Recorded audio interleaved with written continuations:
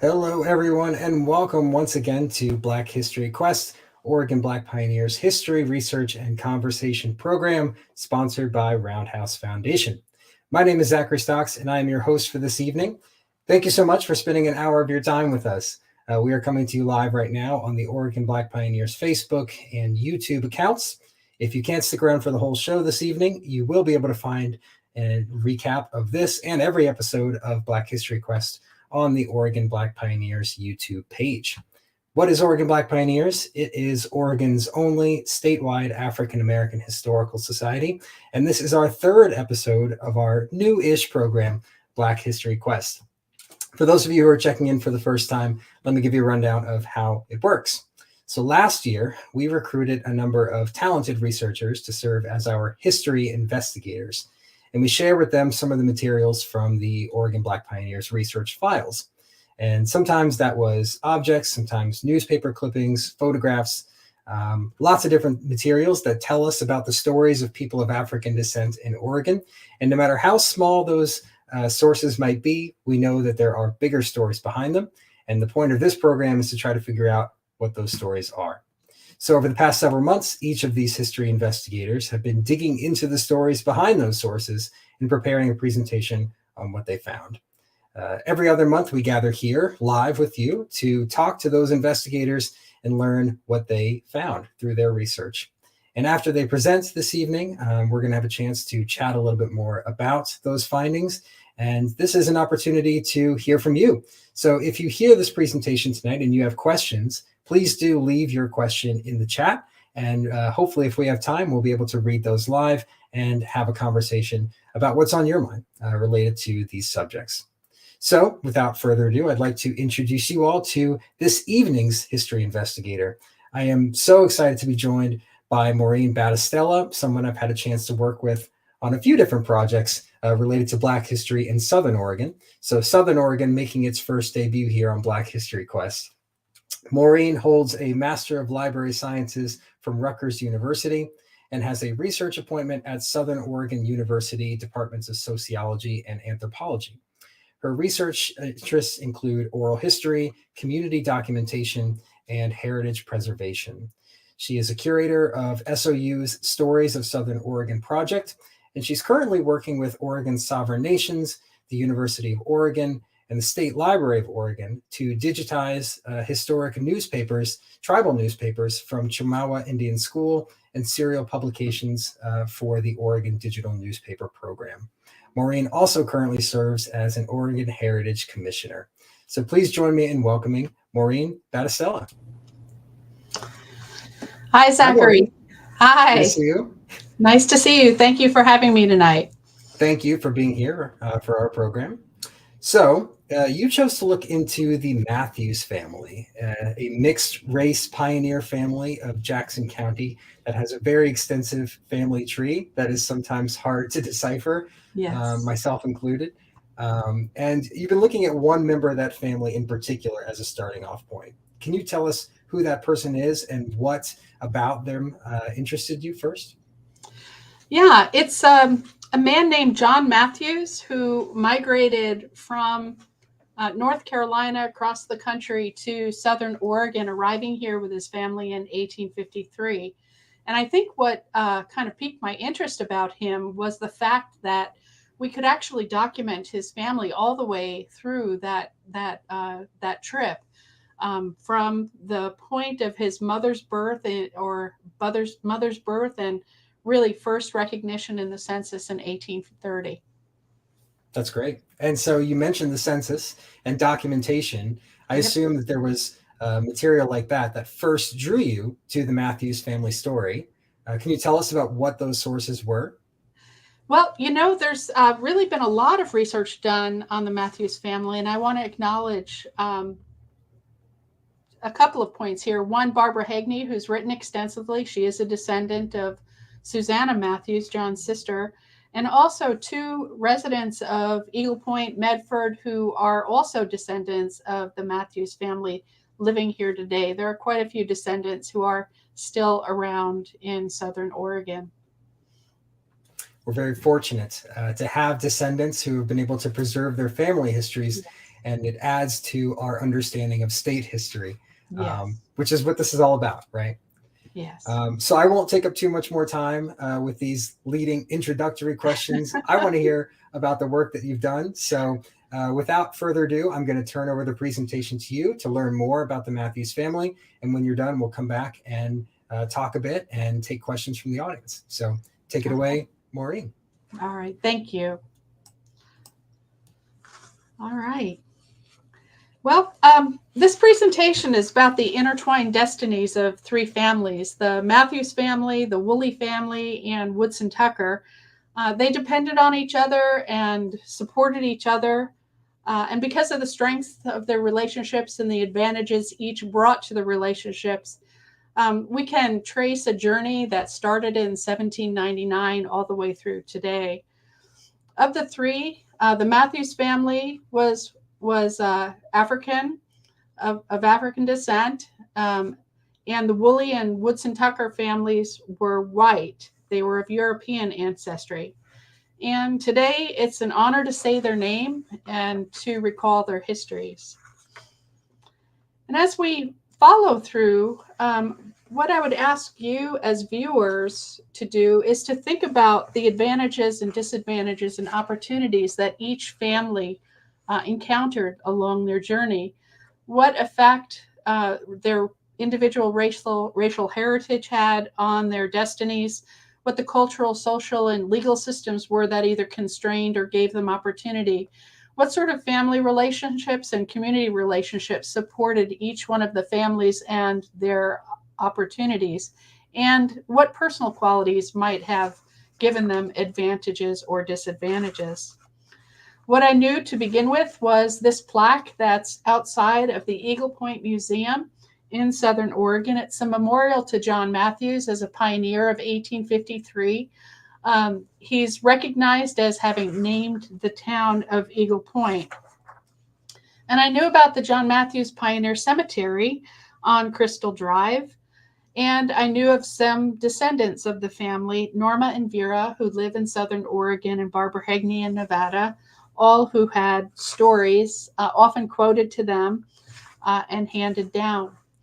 And I knew of Gaynell Cranebill's work in 1979, who documented those names and those people that were buried in the Eagle Point Cemetery, and you can see them here. I really wondered at the point of reading Gaynell's work how these people were related and whether they were related by blood or by community.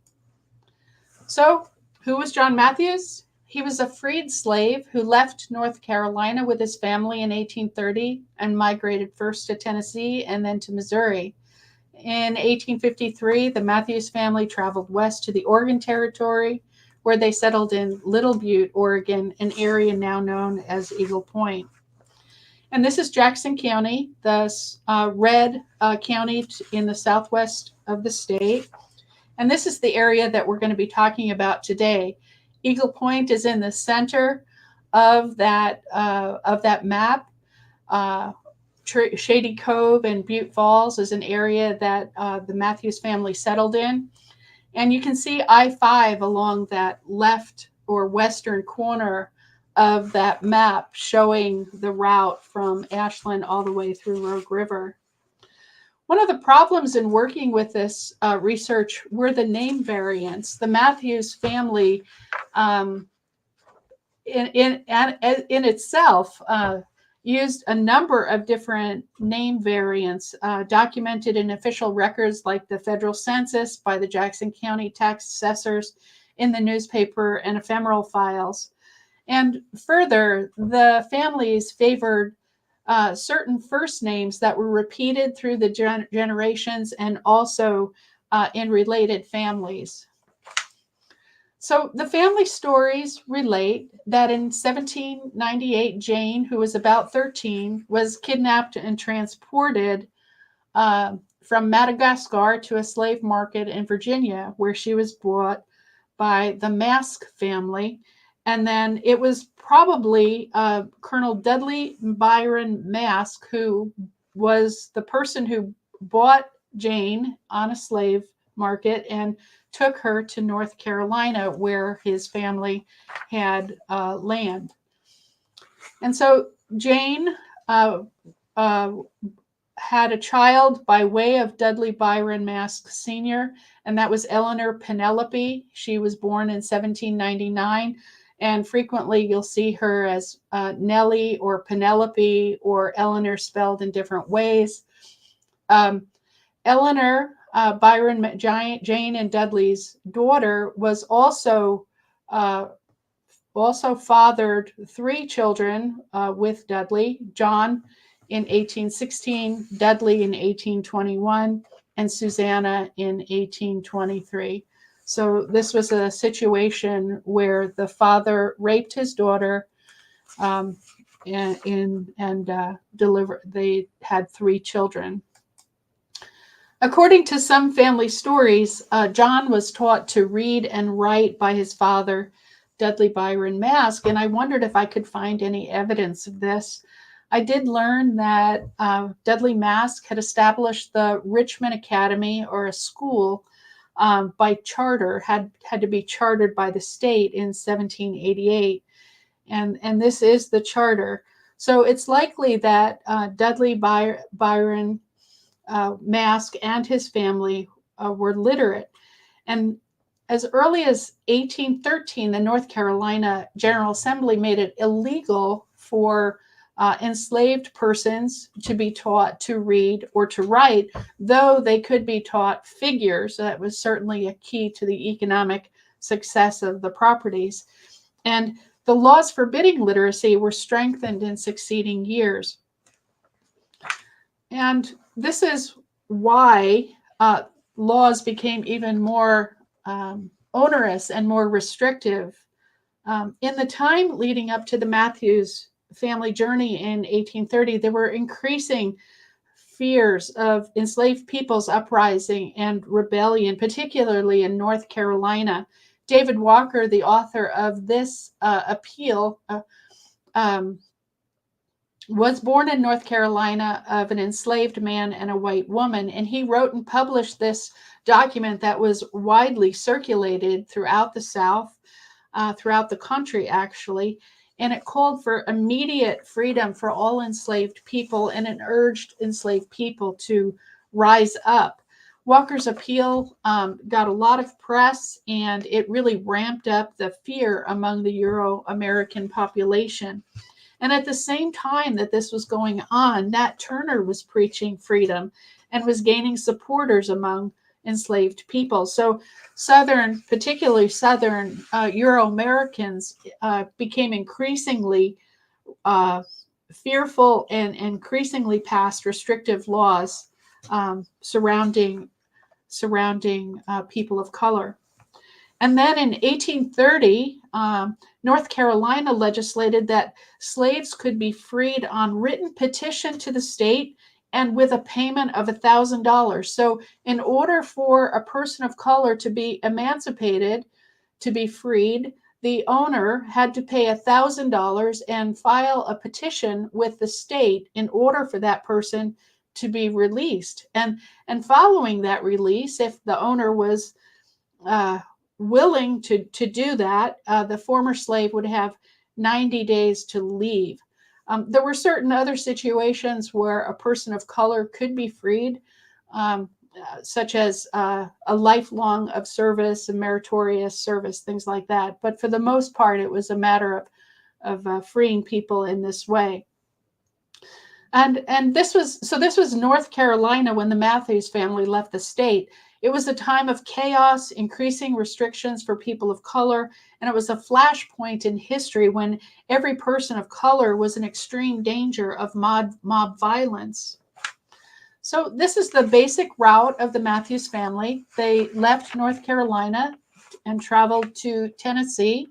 From there, they migrated to northern Missouri and took the southern route across the plains to get to southern Oregon.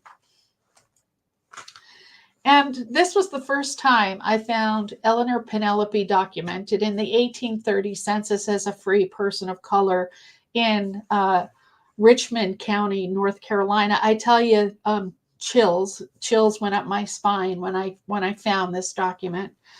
She's noted as a free person of color, and there are no white people in the household. She is head of household with 2 female children, both free persons of color in the census.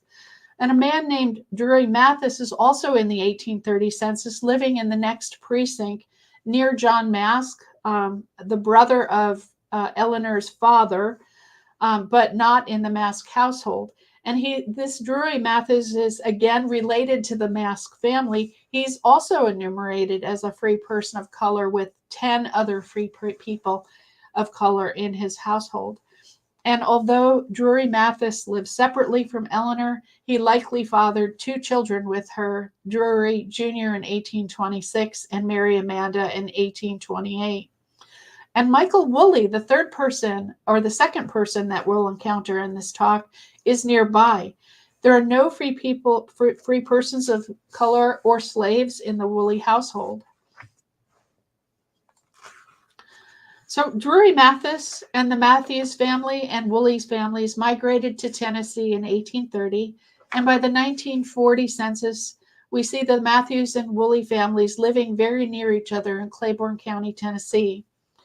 John Mathews and Michael Wooley's daughter, Elizabeth Rachel, would marry in 1837, and they'd have their first 3 children in Tennessee, William in 1838, Drusilla in 1840, and Millie in 1843.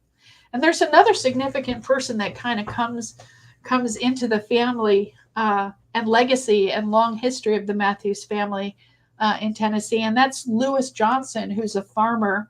And in the 1830 census, he's also in Claiborne County, very near the Mathews and Wooley's families. Johnson had small children, a woman, likely Johnson's wife, and no persons of color in his household, according to the census. However, during that time that the Mathews family lived in Tennessee, Lewis Johnson would father 2 children with Eleanor Penelope's daughter and John's sister, Susanna Mathews. They would be Jane Delaney in 1839 and Miranda Ann in 1843.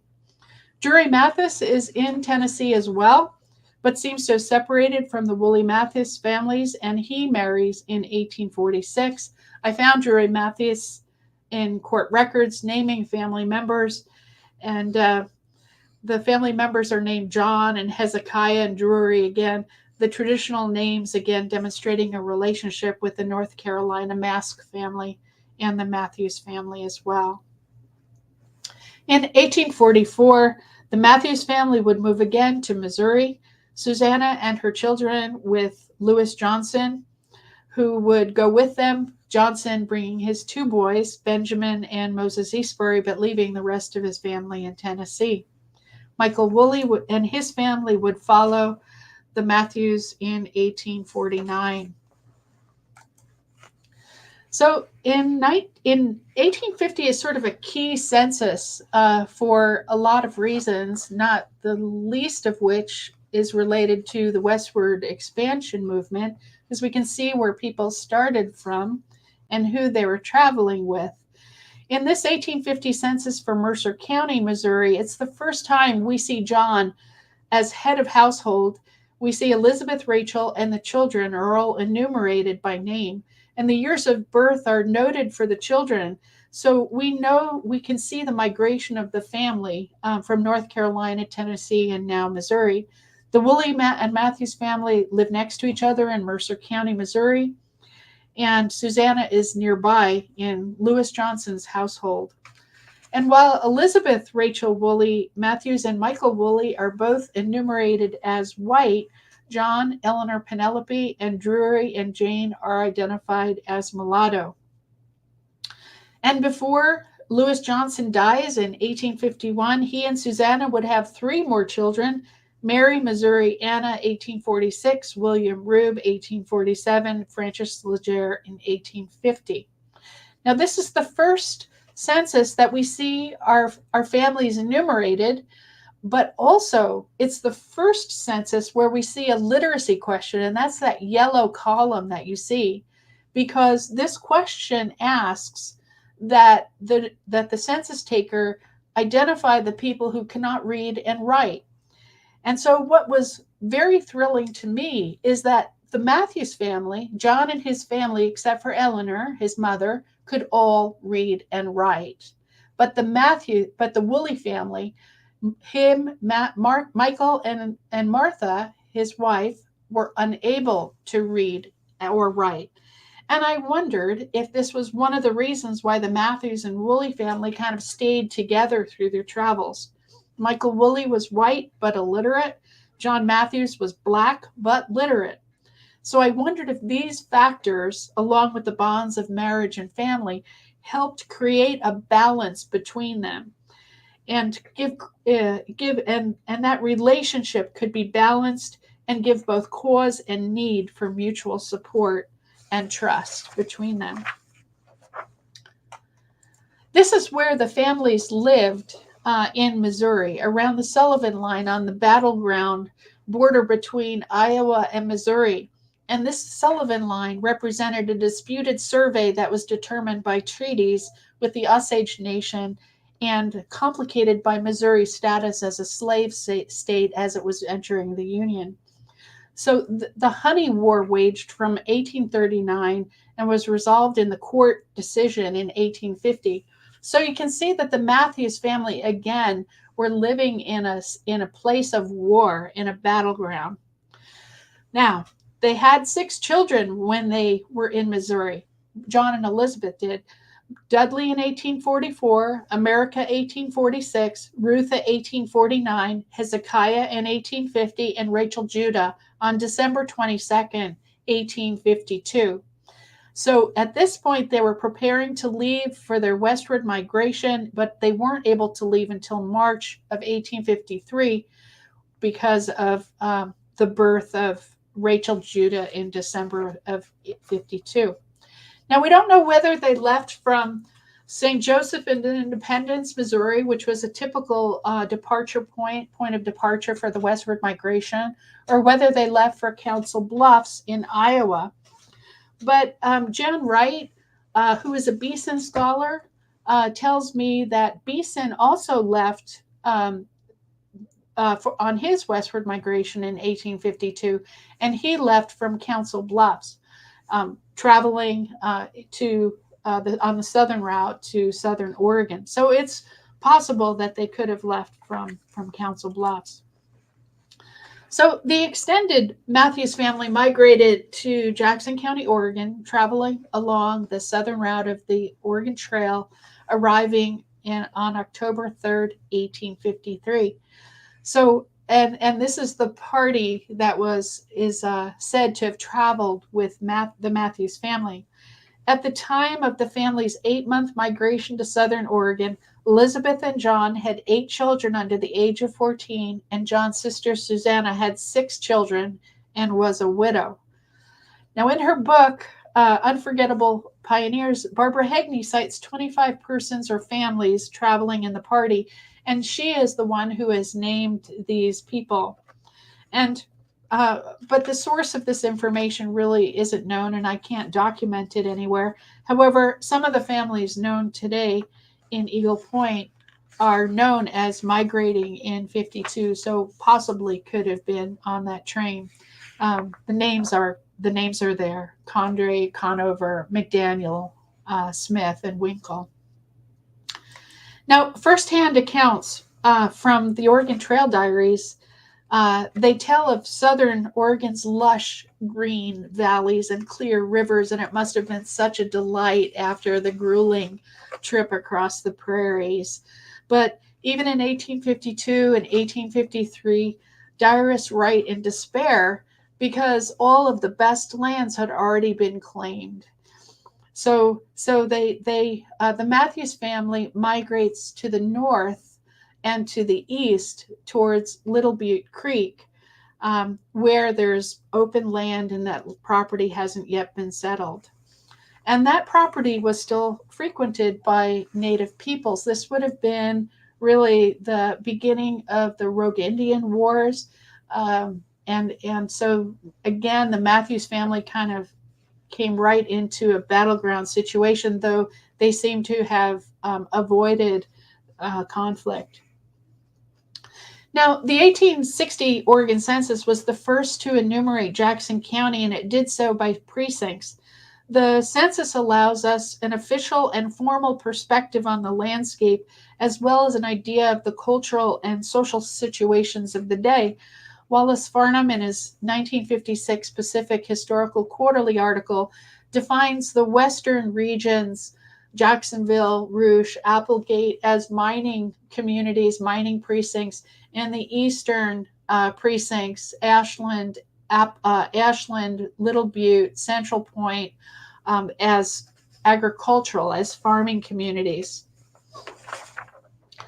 And this is the first federal survey of Little Butte, the area that the Mathews family settled in around Eagle Point. This is an 1855 original survey plat for Township 53 South, 1 West on the Willamette Meridian. And you can see on the western left side, there's the Gold River, and that's actually the Rogue River. There's notes as to rolling oak hills and good grazing lands. And you can see the elevation of the property of the lands with marks on there. There's a big open area sort of to the right, bottom right, that says prairie soil, good second rate, and Little Butte Creek is that hump towards the bottom there. So this is quite cool because we can actually see the property and the lands that John Mathews saw as he arrived in 1853. Oops. And this is just a close-up so you can see the detail of specifically sections 34 and 35, which is where the Mathews family settled. You can see the elevation, those marks going up and showing the heights. You can see shading of green, and those would be forests. You can see Little Butte Creek kind of moving up and along, and you can see a trail that follows Little Butte Creek right along there. And those postage stamp areas are actually developed properties. Those are homestead places where people have opened up fields and started to create homes. And if you look right where the sea is on Little Butte Creek, there's a small square, and that is a home. Now, it wasn't the Mathews home, but it was a home. So you can see that the land is already being settled. Now, in 1857, Woodson Tucker, who was in the Mathews Party coming west, registered for a donation land claim. It was about 388 acres along the base of the sections 34 and 35. And a portion of his property kind of carved out a little bit of Little Butte Creek. So it had early irrigation rights.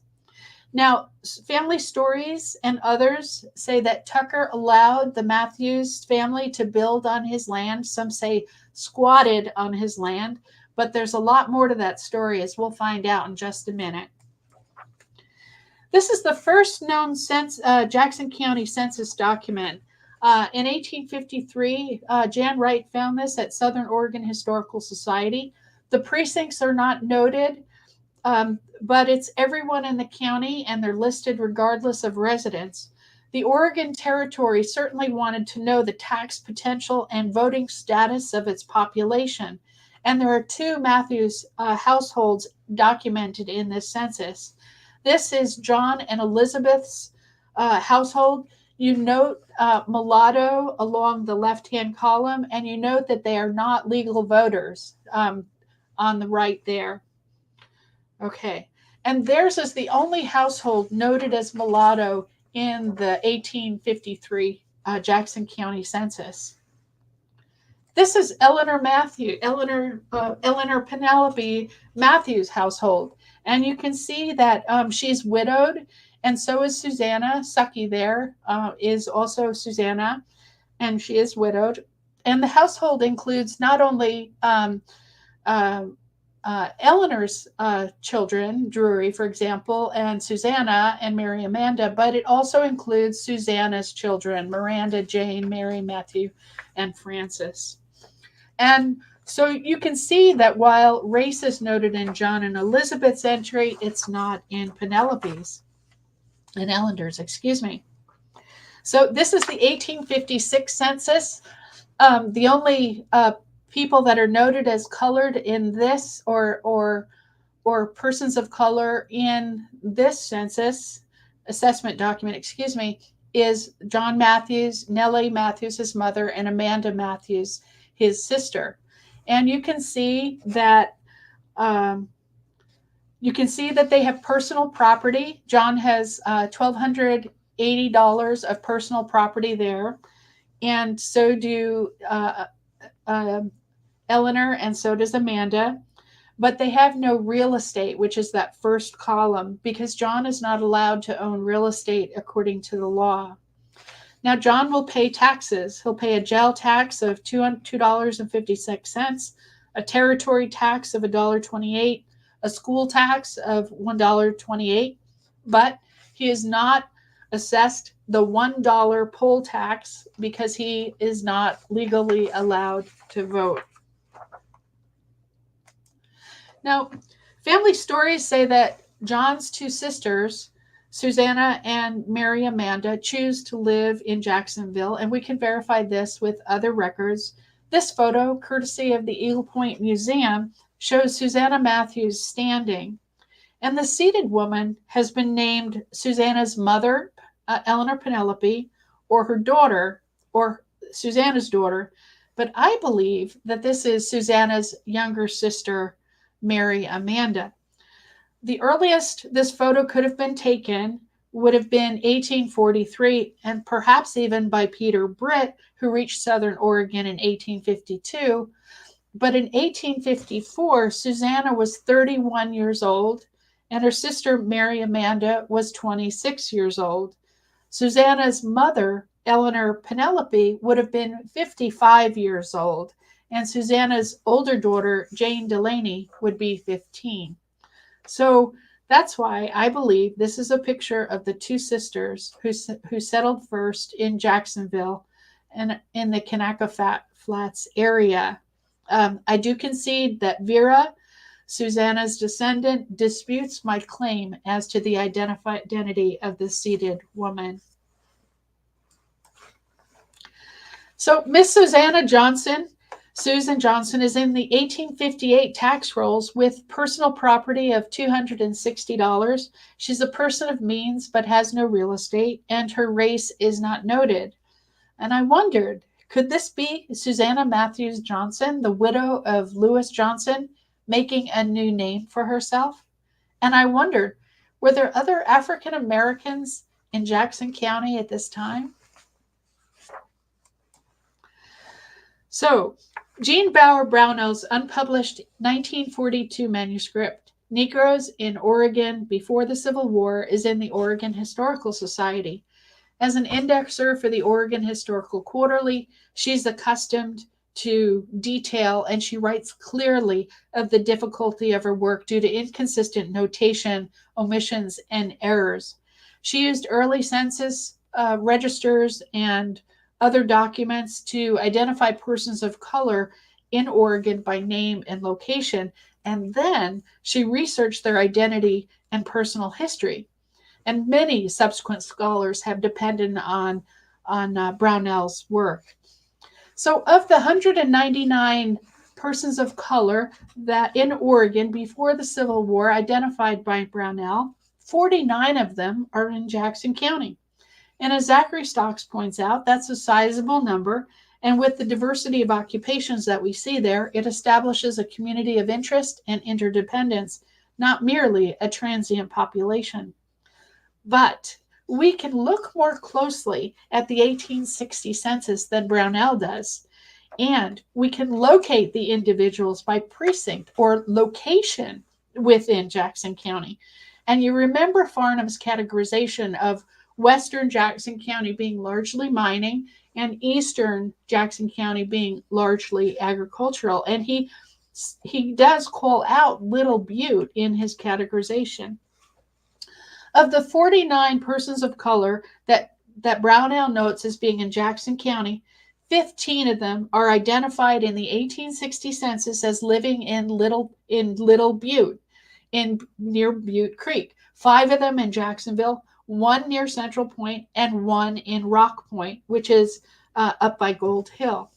The Mathews family and their numerous offspring are a significant portion of the Butte Creek community, and they're also present in Jacksonville. I can't help thinking that Brownell was describing the Mathews family in her work. Now, the 1860 federal population census is informative because it breaks out the population by county and town. The Jackson County table that you see here enumerates 3,680 white persons and foreign-born counts of, among others, 425 Chinese, 1,200 Irish, and 1,000 German persons. So that's how many foreign-born there were, with 43 free-colored people of color in Jackson County at the day. So in Jackson County, Jackson County is showing the highest number of people of color in the state. And looking deeper, I can see that 2 towns predominate: Butte Creek with 13 men and 13 women, persons of color, and Jacksonville, 9 males, men, and 1 woman, people of color. So that community that Zachary speaks of, it certainly was in Little Butte Creek, because the Jackson family, the Mathews family, was certainly counted among those 13 men and 13 women. Now, the first time we see the John Mathews name in the newspaper is in 1857. This is the Oregon Sentinel, a Jacksonville paper, reporting that John Mathews accidentally shoots Woodson Tucker. The news is picked up by the National Daily Intelligencer in Washington, D.C., and I'm going to read it to you because it's such a poor quality print. Fatal accident on Butte Creek, Oregon. On Tuesday, December 2nd, John Mathews and a young man by the name of Woodson Tucker went hunting. They separated to meet at the bear trap. It appears that Tucker reached the vicinity of the bear trap in advance of Mathews, and when near the trap, shot a deer.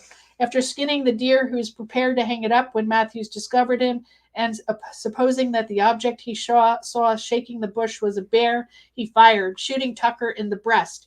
He hallooed, and Mathews ran to him, when he exclaimed, "I know you did it accidentally. I cannot live. Hurry home and bring a witness that I may declare how it was done before I die." Mathews hastened to procure assistance before Tucker expired, and he declared before he died that his wound was accidental, entirely exonerating Mathews from any blame. Woodson Tucker's dying declaration is witnessed by another. Tucker died intestate, and Tucker's estate, including his 338 donation land claim, goes into probate, and the estate is tied up for years, with many placing claims against the estate. And Tucker Woodson, he's the first to be buried. John Mathews buries Tucker Woodson in what would become the Mathews Family Cemetery in Eagle Point. This is the 1857 General Land Office Mineral Survey dated June 18th, showing Mathews Tucker's DLC claim 40 and 44. You can see that it's in Township 35 South, 1 West, sections 34 and 35, right along that line there.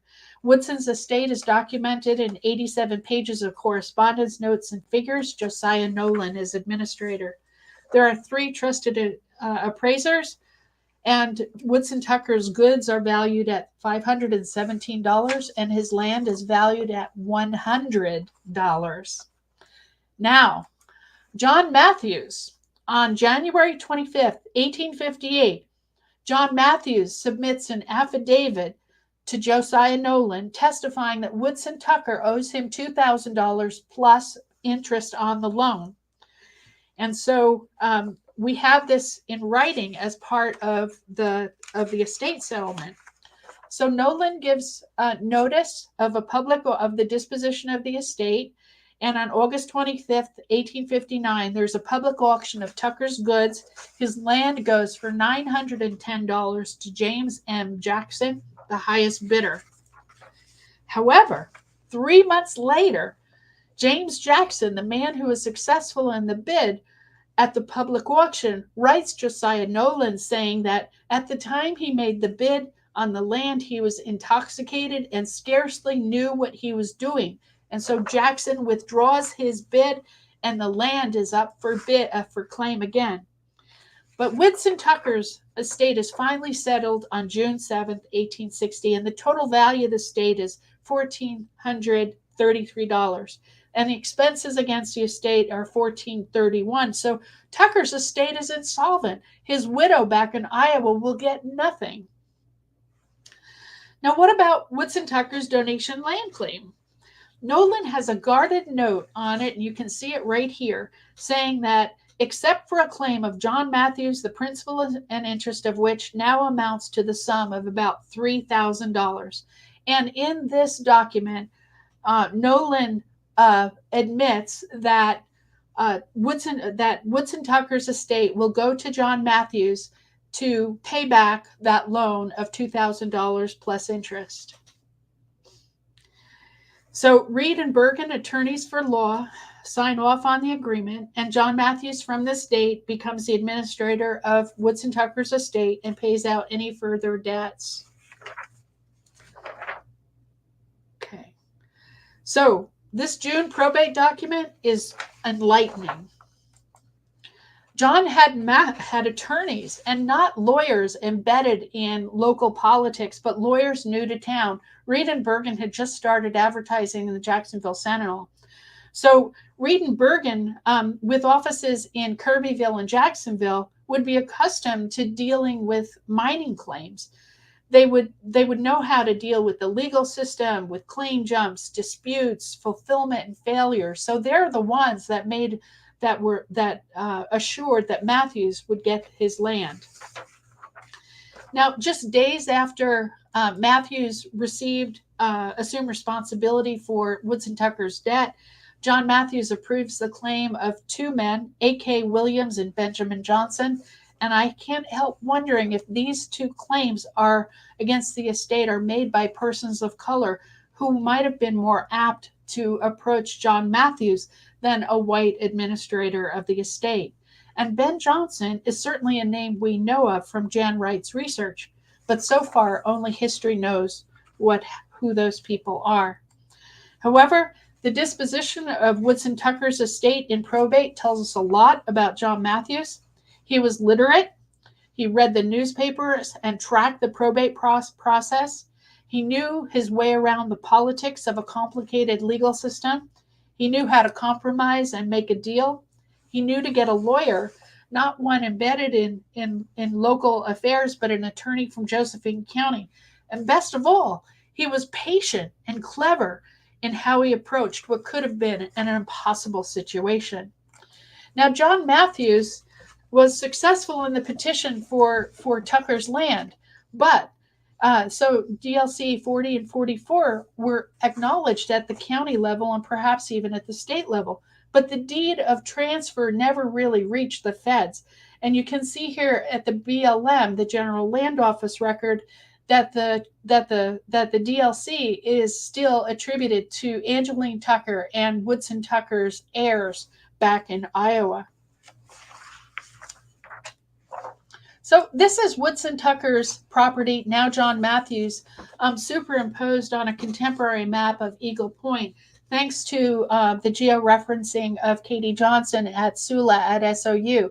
You can see that the western margins there run against Highway 62 or Crater Lake Highway.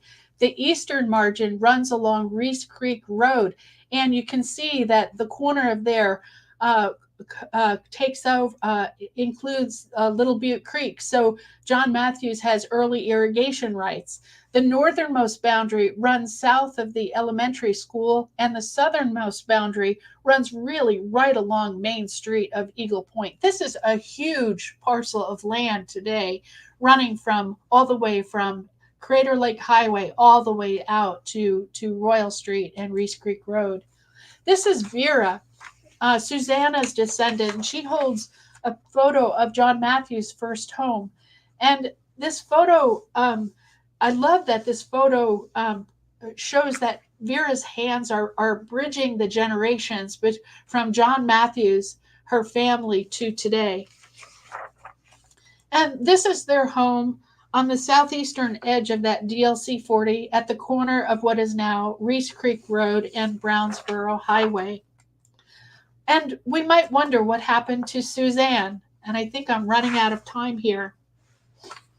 So I'm going to kind of skip ahead past Royal Fletcher, or Fletcher Royal, and past some people that we know, to get to John Mathews, who by 1870 was well established and well regarded.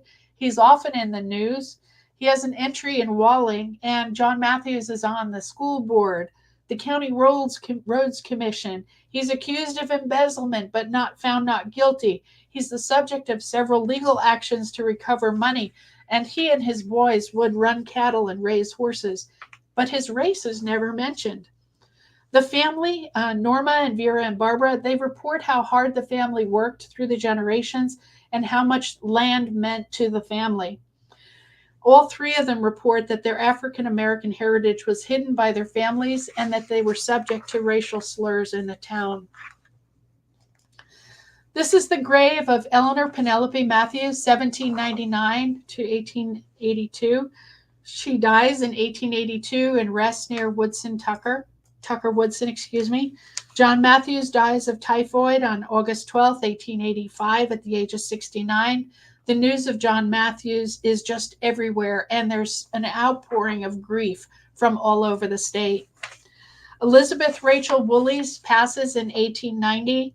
She would have 15 children between her and John, surviving to adulthood, and their names are William, Drusilla, and Millie, born in Tennessee; Dudley, America, Rutha, Hezekiah, and Matthew Judah, born in Missouri; and Mary Ellen, Elizabeth Jane, Martha Maria, Greenbanks, and Champion Grant, born in Oregon. Susanna Mathews would apply for a homestead claim, and that would be granted in 1890. Yes, approved on June 22nd, 1890. It's right along Crater Lake Highway, kind of adjacent to where the Trail Christian Church is. And her son, Frank Legere, also has a claim there. This is the Mathews Cemetery that got me started on Crystal Drive in Eagle Point. But their family can be found all over. Johnson Cemetery, in Trail, in Central Point, in Logtown Cemetery, in Antelope Cemetery, in Butte Falls, in Phoenix. And there's time just for one more short story. In 1989, only 5 headstones remained in the cemetery, and they were covered by cow shit. And one of the stones held up an air conditioner. Barbara Hegney was around at that time, and she wrote an irate letter to the Upper Rogue Independent decrying the state. And volunteers got together to move the headstones, not the human remains, but the headstones, to Antelope Cemetery for protection. And I talked to the one person who's still alive, Tina Reddington, and she remembers clearly what happened at that time. And so even in 2005, the city of Eagle Point returned those headstones to the Mathews Cemetery on Crystal Drive, and the city has taken care of that cemetery ever since. And today, the Mathews family gets together at the cemetery to honor their heritage. So there are 3 families. They have different advantages and disadvantages that I don't have time to go into now. But I would like to show you just a little bit of who Norma Noble Kiefer is in this moment.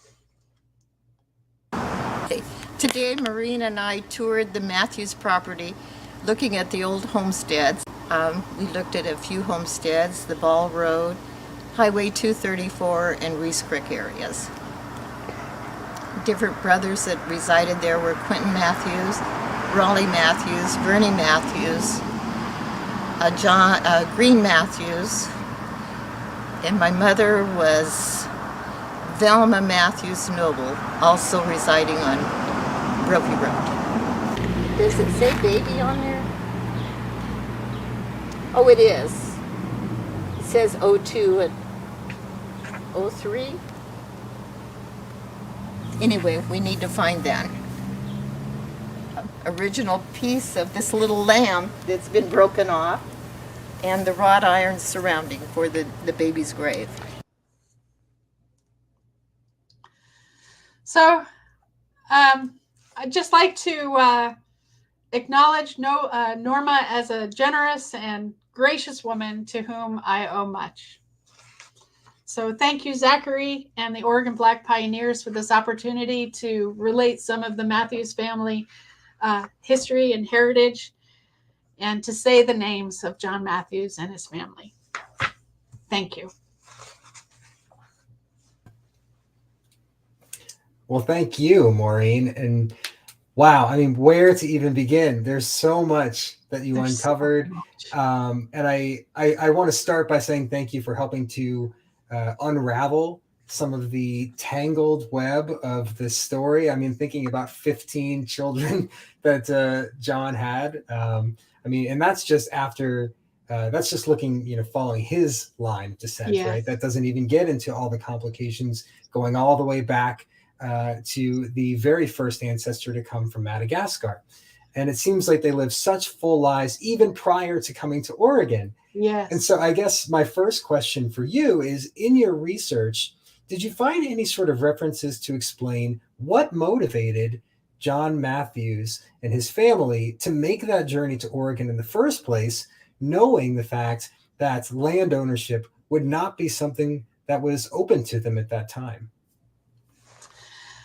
I don't know that at the point they left North Carolina, which was when they would have been under severe stress because of the increasing laws, I can't help thinking that they staged their migration to start that family, to have their family mature to be a point that they were somewhat independent, but also save money. So I've looked at some of the newspapers that were in the counties that they live in, and they were full at the time of advertisements for land, advertisements for opportunity. And, they were clearly in a community, a mixed racial community, and created these communities of support that allowed them, I think, to be able to move in that way. But I haven't found anything particularly that would assure John of getting land. But I can't imagine. I can only imagine the jubilation at the point that they actually had land.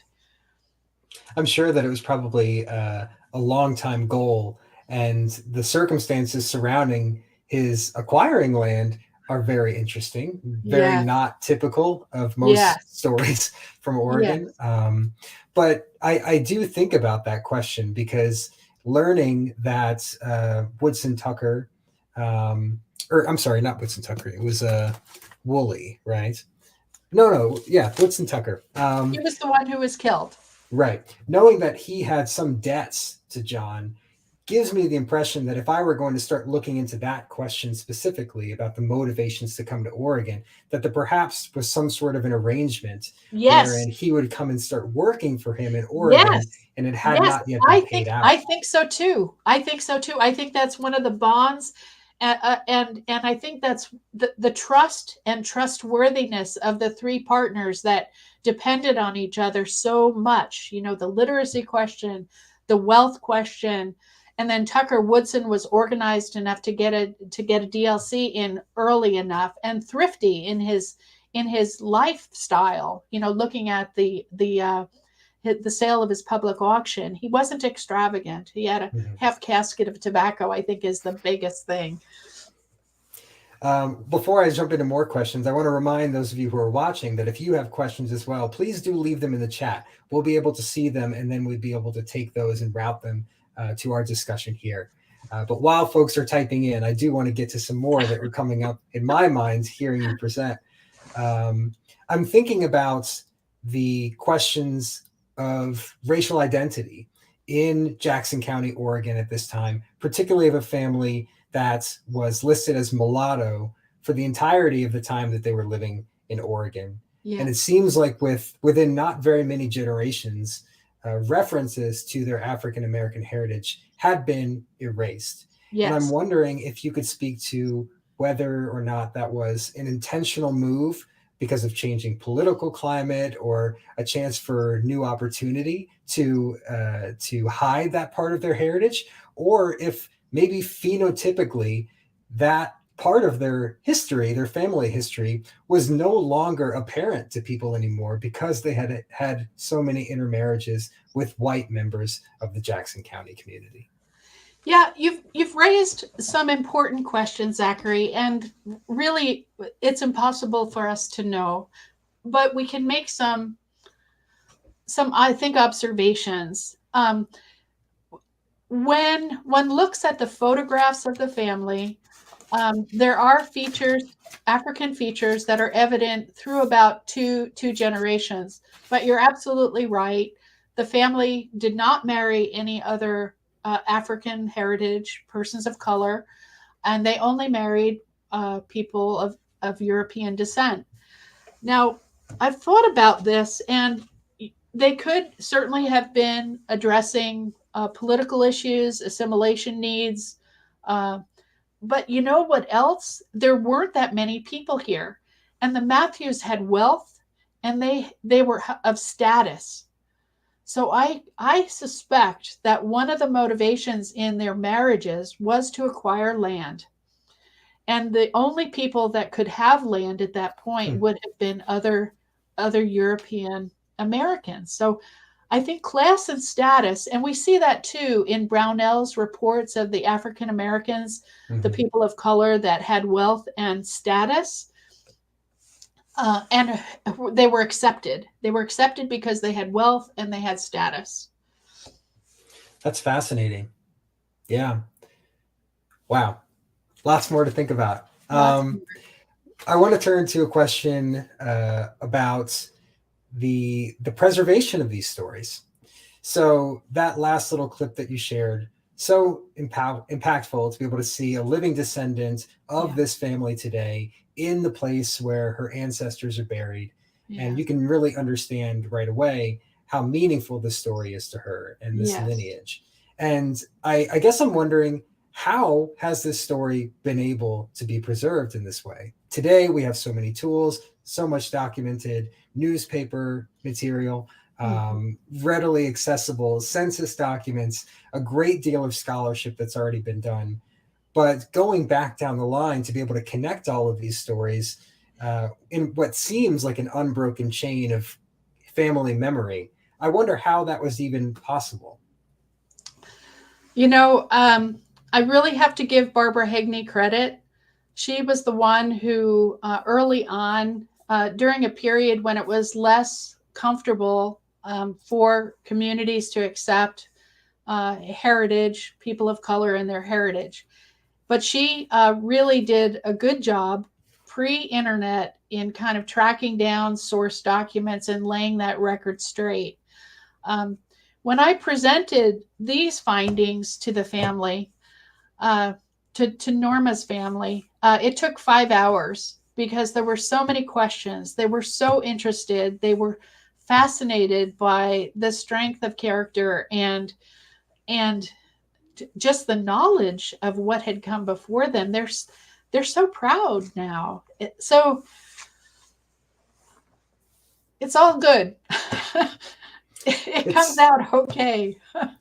It's one of those great reminders that family history is history, right? Yeah. Doing the research, the genealogical work to retain family history, it not only is such a rewarding experience to know where you come from, but if people are willing to share that information, it actually can add great context to the histories of entire communities, or in our case, an entire state, right? Yeah.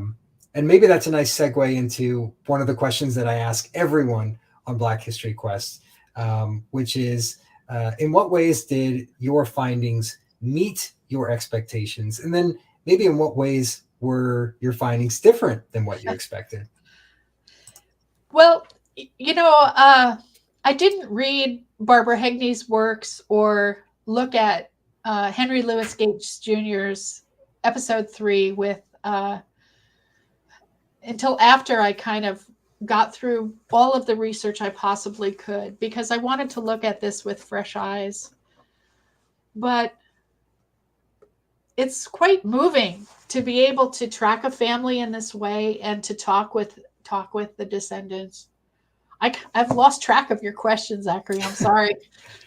Well, yeah. I mean, one of the things that we found very often is that people start with one thing that they think they're going to find and end up finding something completely different. And I wonder if that was your that's frustrating. And looking at, now that I've read Barbara Hegney's material, where the hell did this come from? There's so much detail. Jan Wright swears that there must be a diary somewhere that we don't know about, that gave the detail that we don't know about, that's only hinted at through some of these family stories. And how these family stories came down, they must have been whispered, because they weren't spoken openly among these families. Well, part of what we do now is to help spread them a little bit more loudly, right? Yep. So I'll leave you with one final question with the time we have here.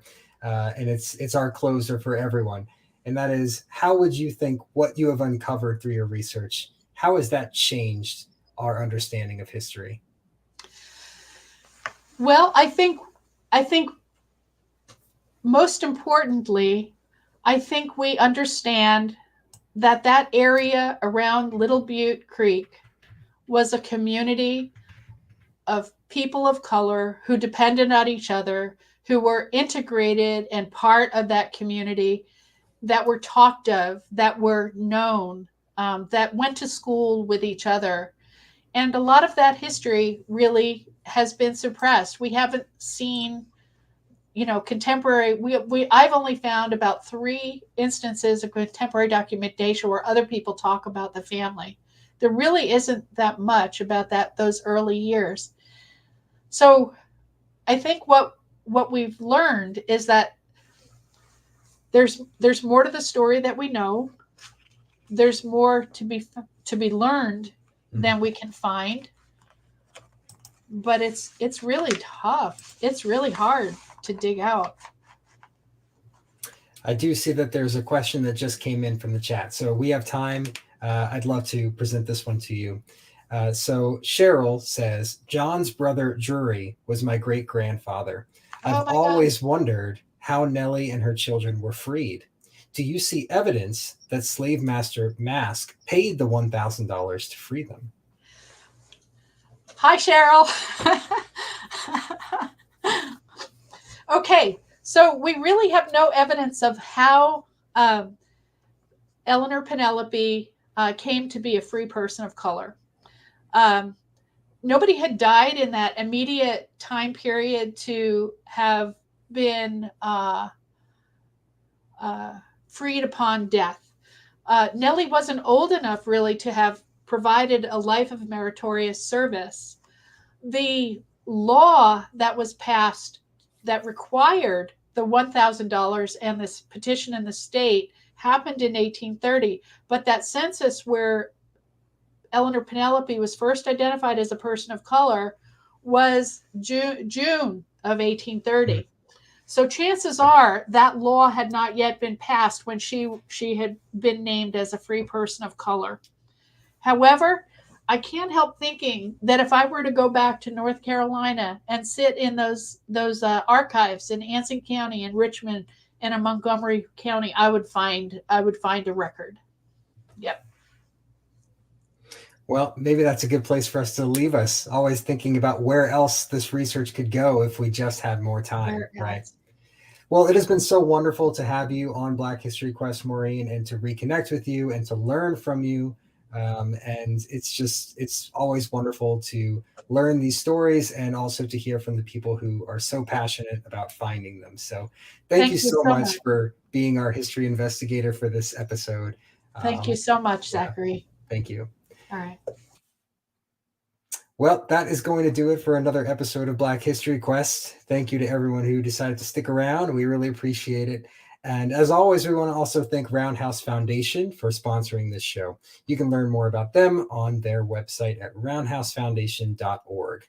And you can learn more about Oregon Black Pioneers at our website, oregonblackpioneers.org. We depend on the support of ordinary people who believe in sharing the stories of Oregon's Black history. If you enjoyed this show and would like to support it and others like it, please consider a donation to our organization at oregonblackpioneers.org. If you have questions about this episode or you would like to become a history investigator yourself, please send an email to hello@oregonblackpioneers.org. And stay tuned for the next episode of Black History Quest in July, where, as always, we'll try to answer the question, how can one source change history? Thank you so much for joining us, and good night.